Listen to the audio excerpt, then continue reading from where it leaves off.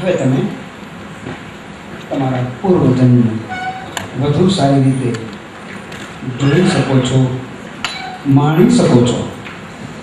આ સમય તમને ખૂબ જ ગમશે, કેમ કે આ એક અનોખો સમય છે. અત્યારે હવે તમને તમારા પાછલા જન્મની દરેક વાતો બિલકુલ યાદ આવી ગઈ છે, અને દરેક પ્રશ્નો જે તમને પૂછવામાં આવશે એના જવાબો તમે હવે વધુ સારી રીતે આપી શકશો. 4 3 2 1. હવે તમે તમારા પાછલા જન્મમાં પહોંચી ચૂક્યા છો. હવે મારા તરફથી પૂછવામાં આવતા દરેક પ્રશ્નોના જવાબો તમે વધુ સારી રીતે આપી શકશો. હવે તમે બધા જ તમારા પાછલા જન્મમાં પહોંચી ચૂક્યા છો. પાછલા જન્મને બધા જ બરાબર એક જન્મ આગળ ચાલ્યા ગયા છો. તમે બધા જ બરાબર એક જન્મ આગળ પહોંચી ગયા છો. એટલે કે તમે તમારા ગયા ભવમાં પહોંચી ગયા છો. આની પહેલાના આ જન્મમાં તમે જે છો એ નહીં, પરંતુ બરાબર આની પહેલાના જન્મમાં પહોંચી ગયા છો. અને આની પહેલાના જન્મમાં તમે ક્યાં હતા, શું હતા, હવે વધુ સારી રીતે કહી શકો છો.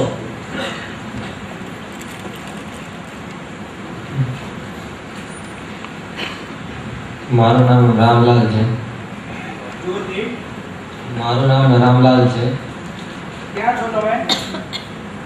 નાનું ગામ છે. કયું ગામ છે? નામ તો વ પરથી ચાલુ થાય છે. વિરામ. યાદ કરો, યાદ કરશો એટલે તરત જ ગામનું નામ પણ તમને યાદ આવશે. વિરાટ. તમારી સાથે કોણ છે? મારો પરિવાર છે. પરિવારમાં કેટલા સભ્યો છે? માતા પિતા. જી. હા. આગળ. માતા પિતા. હાજી. બીજું કોણ? ભાઈ, છોકરાઓ, ભાઈ. તમારી વાઈફનું નામ શું છે? કેટલા બાળકો છે? એક છોકરી છે, 2 છોકરા છે. તમારું ગામ કઈ બાજુ આવ્યું છે? એ કયા રાજ્યમાં છે? રાજ્ય કયા દેશમાં છે? બહુ મોટા ખેત છે ઘરની આગળ. ઘરની આગળ બહુ મોટા ખેતર છે. હા.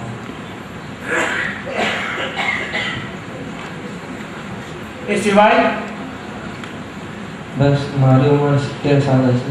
70 વર્ષની ઉંમર છે તમારી. હા. અને તમારા માતા પિતા? હું માર્યો ત્યારે 70 વર્ષનો હતો. હવે તમારું મૃત્યુ કઈ રીતે થયું એ તમે કહી શકશો? કયા કારણે અને કઈ રીતે તમારું મૃત્યુ થયું, કઈ જગ્યાએ મૃત્યુ થયું? તમારા મૃત્યુનું એ સમયનું પૂરેપૂરું વર્ણન કરો. ઘરની બહાર જ, એટલે ખાટલા પર જ મૃત્યુ થયું હતું મારું. આજે કેવી રીતે? તમે બીમાર હતા? હા, બીમાર. 1-2 દિવસ બીમાર હતો. છાતીમાં દુખાવો થતો હતો. પછી શું થયું? બસ પછી કોઈની સારવાર લીધી હતી? ના, ઘરવાળા બધા બાજુમાં હતા મરતા વખતે. જ્યારે તમારું મૃત્યુ થયું ત્યારે ઘરના કોઈ સભ્યો ઘરમાં હાજર નહોતા? નહીં, બધા બાજુમાં જ ઊભા હતા. બધા બાજુમાં ઊભા હા હતા? હા. ભાઈ બાજુમાં હતો. તમારા ભાઈનું નામ શું? કયો ભાઈ બાજુમાં ઊભો હતો, એનું શું નામ? એનું નામ વિવેક હતું. વિવેક. હા. અચ્છા, તમે શું કામ કરતા હતા એ સમયે? હવે તમે 30-40 વર્ષ આગળ જતા રહો. મૃત્યુ પહેલાના 40 વર્ષ પહેલા તમે શું કરતા હતા? પપ્પાએ કંઈ કામ આપ્યું હતું. સાયકલ પર દસેક જતો હતો. શું કામ કરતા હતા? સાયકલ પર બેસીને ક્યાં જતા હતા?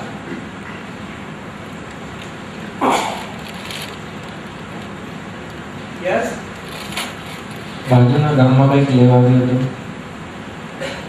બાજુના ગામમાં કંઈ લેવા ગયો હતો. શું લેવા? યાદ કરો. બાજુનું ગામ એટલે કયું ગામ? એ ગામનું નામ શું? તમારું મૃત્યુ કયા વર્ષમાં થયું? અથવા તો તમે જ્યારે બાજુના ગામમાં સાયકલ પર જતા હતા ત્યારે તમારી ઉંમર શું હતી? ત્યારે હું કંઈક લગભગ 30 વર્ષની વયસ. 30 વર્ષના. હા. એ કયું વર્ષ હતું? વર્ષ તો ખ્યાલ નથી.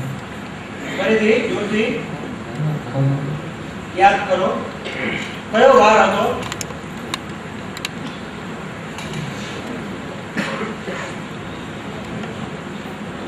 આ સિવાય બીજી કોઈ યાદો, કોઈ ખાસ પ્રસંગ તમારા જીવનનો યાદ કરીને કહો, કે અવર્ણનીય હોય એવો કોઈ પ્રસંગ તમારા જીવનનો. તમારા લગ્ન શું ઉંમરે થયા હતા? નાના હતા ત્યારે. પણ શું ઉંમર હશે અંદાજે? 20 વર્ષ. 20 વર્ષની ઉંમર. તમે સ્કૂલમાં ગયા હતા? સ્કૂલ પૂરી હતી ઘરે. ક્યાં સુધી ભણ્યા હતા? 7મી સુધી. 7મી સુધી. એ સ્કૂલનું નામ? તમે જે સ્કૂલમાં ભણ્યા હતા એ સ્કૂલનું નામ? સ્કૂલ મોટી હતી. કોઈ એક જ માસ્ટર ભણાવતો હતો. અચ્છા, એટલે સ્કૂલનું કોઈ નામ નહોતું? ના. એક માસ્ટર સાહેબ જ બધાને ભણાવતા હતા. હા. બેસી લો અને આ જ સ્થિતિમાં આગળ વધો.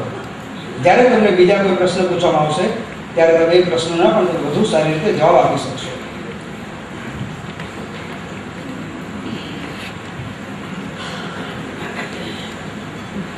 અને આગળના જન્મની ધીરે ધીરે દરેક વાતો, દરેક નાના મોટા પ્રસંગો હવે તમને વધુ સારી રીતે યાદ આવવા લાગ્યા છે. અને દરેક પ્રસંગોને તમે વધુ સારી રીતે યાદ કરીને કહી શકો છો. જેમ જેમ તમે તમારા પાછલા જન્મની યાદોને વાવોળતા જાઓ છો તેમ તેમ તમને વધુ આનંદ આવતો જશે અને તમે એ દરેક વાતોને વધુ સારી રીતે કહી શકશો.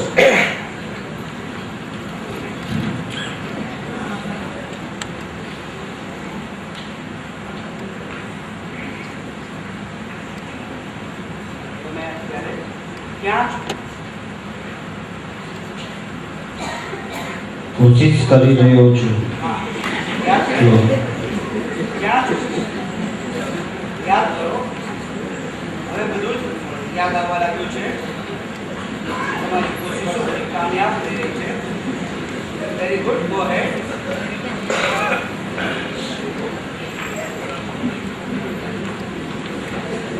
જેવું તમને યાદ આવે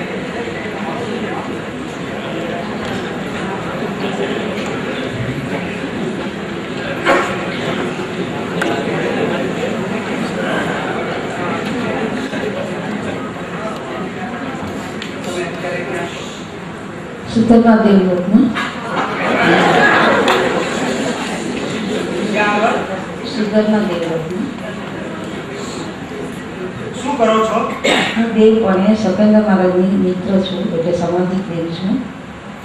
સામાનિક દેવ એની મિત્ર છું સકેન્દ્ર મહારાજની.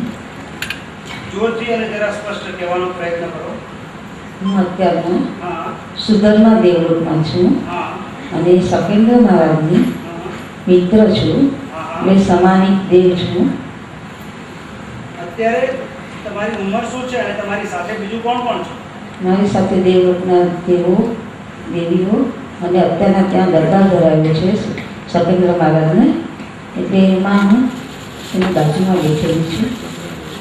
એ દરબારમાં થઈ રહેલી ચર્ચાઓનું વર્ણન કરો. ચર્ચામાં મહાવીર ભગવાનના દર્શન કરવા જવાની વાત ચાલી રહી છે. અમે લોકો બધા તૈયારી કરવાની વાત કરે છે. અમે બધા તૈયારી કરવા માટે તૈયાર થઈ રહ્યા છીએ. આમાં મુખ્ય ભૂમિકા કોણ ભજવી રહ્યું છે? સકેન્દ્ર મહારાજ એની આજ્ઞા પ્રમાણે જ અમારે બધાએ વર્તવું પડે. સકેન્દ્ર મહારાજ જેમ કે એમ અમે બધા તૈયાર થઈએ અને અમે નીકળીએ. આ કયું વર્ષ છે? કયું ઈસવીસન છે? કયું સંવત છે? ઈસવીસનનો સમય તો મને ન ખ્યાલ હોય, પણ મહાવીર ભગવાન અત્યારના બિરાજી રહ્યા છે ભરત ક્ષેત્ર, જંબુદીપના ભરત ક્ષેત્રમાં. ત્યાં આગળ અમે જવાની તૈયારી કરી રહ્યા છીએ. આ કયો મહિનો છે? ત્યાં મહિનાને એવું કંઈ મારે ન હોય, મને કંઈ કયો ખબર. ગુજરાતી મહિનો છે? કઈ તિથિ છે? કઈ તિથિ આ બધું થવાનું છે? આજે તમે જ્યારે આ બધી ચર્ચાઓ કરો છો ત્યારે કયો દિવસ છે? દેવલોકમાં તો સવારનો સમય છે, બપોરનો સમય છે? અત્યારે દેવલોકમાં સમય કયો થયો છે અત્યારે? દેવલોકમાં અત્યારના સાંજનો સમય છે અને અમે અહીંયા આવવા માટે વિમાનોની બધી તૈયારી કરી રહ્યા છે અને એમાં પછી બધા બેસીને અમે લોકો આવશું. આ જ સ્થિતિમાં રહેશો, બીજા પ્રશ્નની રાહ જોશો.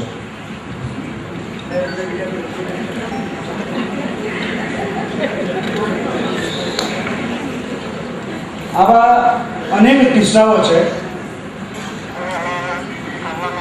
કે જેની અંદર આપણને માનવામાં ના આવે એવી બાબતો બનેલી છે. એવા અનેક પ્રસંગો છે.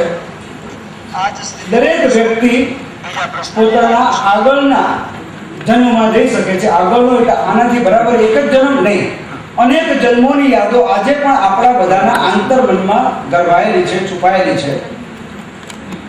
થોડાક વખત પહેલા અમે એક પ્રયોગ કર્યો હતો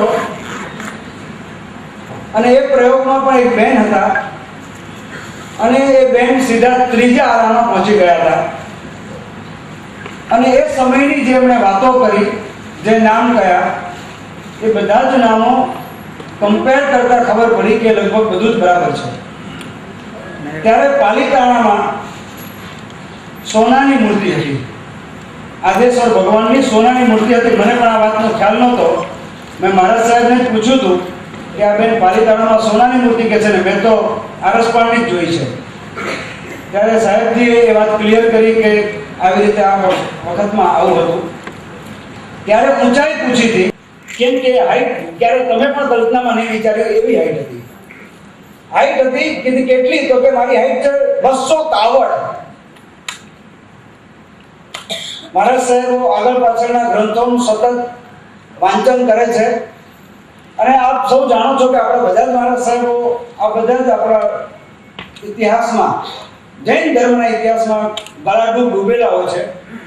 અને અમુક મહારાજ સાહેબો જે આપણી નજર સામે બેઠા છે, આપણે જોઈએ છે કે એમનું મનન વાંચન સતત છે. એમણે પણ એ વાતને પુષ્ટિ આપી તે વખતે કે એક જમાનો એવો હતો કે જ્યારે હાઈટ કાવડમાં થતી હતી કે આટલા કાવડ છે. એ વખતે એ દીક્ષાર્થી હતા, દીક્ષા લીધેલી હતી 12 વર્ષની ઉંમરે એમણે, અને ઉંમર એમની 100 વર્ષ સુધી હતી. એ 10 વર્ષની ઉંમરથી એમનું શરૂ કર્યું હતું. ઓફકોર્સ આ બધી વસ્તુઓમાં ઘણો બધો સમય લાગે. માત્ર 2-5-10 મિનિટમાં આને બહુ જ વિગતવાર છણાવટથી ન જાણી શકાય.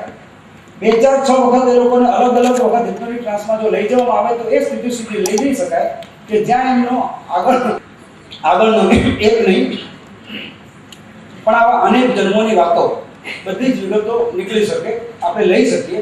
અને આવા ઘણા ડિટેલો અમે લોકોએ કમ્પેર કર્યા છે અને 80%થી વધારે દરેક વાતો 100% સાચી સાબિત થઈ છે. ટૂંકમાં અહીં એક વાત સૌથી મજાની એ છે, આનંદની એ છે કે આપણો ધર્મએ એ વાત સ્વીકારી છે અને પહેલેથી આપણો ધર્મ કહેતા આવ્યો છે, આપણા ધર્મગુરુઓ કહેતા આવ્યા છે, આપણા શાસ્ત્રો એની સાબિતી છે કે પુનર્જન્મ છે. આ જન્મમાં તમે જે કંઈ પણ કરો છો એના દરેક પરિણામો, એના દરેક સારા મોટા ફળ તમને આવતા જન્મમાં મળે છે. જેની પુષ્ટિ આપ સૌએ પણ પહેલા સેશનમાં સાહેબે જ્યારે વાત કરી ત્યારે કરી હતી. હવે તમે બધા જ ધીરે ધીરે તમારી અસલ ઉંમર તરફ આગળ વધશો. હું 1 થી 20 ગણીશ અને 20 ગણું ત્યાં સુધીમાં તમે બધા તમારી અસલ આયુ સુધી પહોંચી જશો. 1, 2, ઉવેશ. હવે તમે તમારી આ જન્મની અસલ આયુ પર આવી ગયા છો. હવે અહીંયા મારી પાસે ઘણા બધા ભાઈઓ અને બહેનો બેઠા છે. આપને કદાચ એમ લાગશે કે બીજા બધા બરાબર જવાબ નથી આપી શક્યા કે લોકો હિપ્નોટિક ટ્રાન્સમાં ગયા નથી. પણ જે લોકો સ્ટેજ ઉપર બેઠા છે એ બધા જ હિપ્નોટિક ટ્રાન્સમાં છે. ટ્રાન્સની અલગ અલગ અવસ્થાઓ છે, લાઇટ, મીડિયમ, ડીપ અથવા first stage, second stage, third stage. ટૂંકમાં દરેક હિપ્નોટિક ટ્રાન્સમાં છે. તો સ્વાભાવિક છે કે આપ સૌ બધા જ ખૂબ જ બુદ્ધિશાળી છો, ઇન્ટેલિજન્ટ છો, એટલે તમારા મનમાં અનેક જાતના પ્રશ્નો જાગે તો એનો પુરાવો શું કે એ લોકો હિપ્નોટિક ટ્રાન્સમાં છે. તમારી આ વાતને પણ હું એક્સેપ્ટ કરું છું અને એટલે જ હું તમને એક ચાન્સ આપું છું કે અહીંયા મારી પાસે 4 ને 2 6 બહેનો છે, એમાંથી ગમે તે એક બેન કોઈ પણ તમે સિલેક્ટ કરીને મને કહો કે કોઈ પણ એક બેન કે આ બેન ઉપર અમારો પસંદગીનો કળશ ઢોળાય છે, કોઈ પણ એક બેનને સિલેક્ટ કરો. પિંકમાં છે. ઓકે ઓકે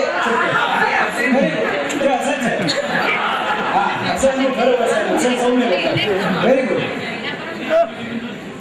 હવે ઘણા બધા ભાઈઓ છે, પસંદગી બહુ મુશ્કેલ છે.